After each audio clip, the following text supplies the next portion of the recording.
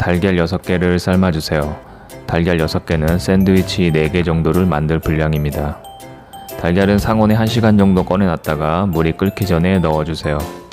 소금 1스푼 넣어서 물에 끓는 점도 높이고 달걀 껍질도 잘 까지게 해주세요.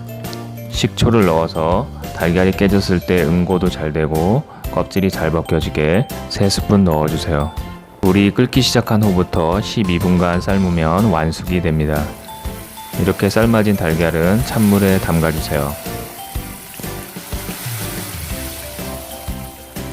달걀 껍질을 깨끗하게 잘 벗기는 방법은 흐르는 물에서 달걀 껍질을 벗기는 겁니다.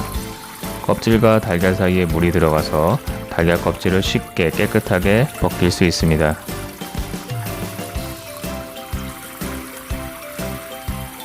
또 이렇게 물속에서 벗기셔도 역시 잘 벗겨지는데요.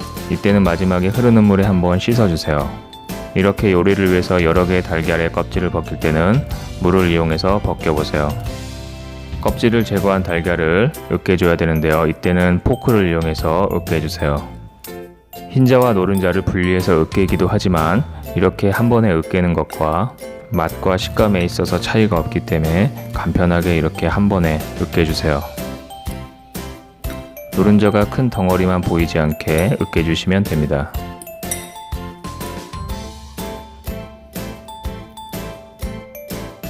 여기에 마요네즈 6스푼 넣어주세요. 계란 1개당 마요네즈 1스푼으로 생각하시면 됩니다. 색감과 산미를 올려주기 위해서 허니 머스터드 소스 반 스푼 넣어주세요. 준비가 안 됐거나 식성에 따라 넣지 않으셔도 됩니다. 연유 2스푼 넣어주세요. 중요한 재료가 바로 연유입니다. 설탕 대신 연유를 넣어보세요. 한결 부드러운 에그 샌드위치를 만드실 수 있습니다. 연유는 마트에서 쉽게 구입할 수 있으니까 설탕 대신 꼭 한번 넣어보세요. 물론 준비가 안 됐다면 설탕으로 대체하시면 됩니다. 소금 3분의 1 작은 스푼 넣어주시고요. 후추도 마찬가지로 3분의 1 작은 스푼 넣어주세요. 이제 모든 재료를 골고루 잘 섞어주세요. 이때 맛을 보시고 식성에 따라 마요네즈와 연유의 양을 추가하시면 됩니다.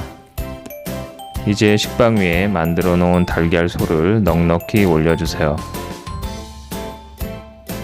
3스푼에서 4스푼 정도 올려주시면 되는데요. 가운데 부분을 좀 더 볼록하게 올려주세요.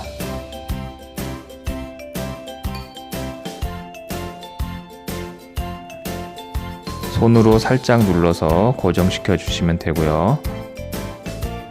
깔끔한 모양을 위해서 양옆 테두리를 잘라주셔도 좋지만 달걀솔 자체가 워낙 부드럽고 촉촉하기 때문에 저는 테두리를 자르지 않고 반만 잘라서 만들었습니다. 이제 맛있는 에그 샌드위치가 완성됐습니다.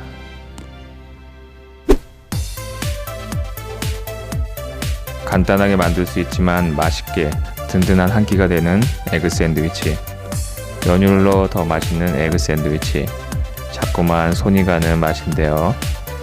오늘 한번 만들어 보세요. 그럼 시청해 주셔서 감사합니다.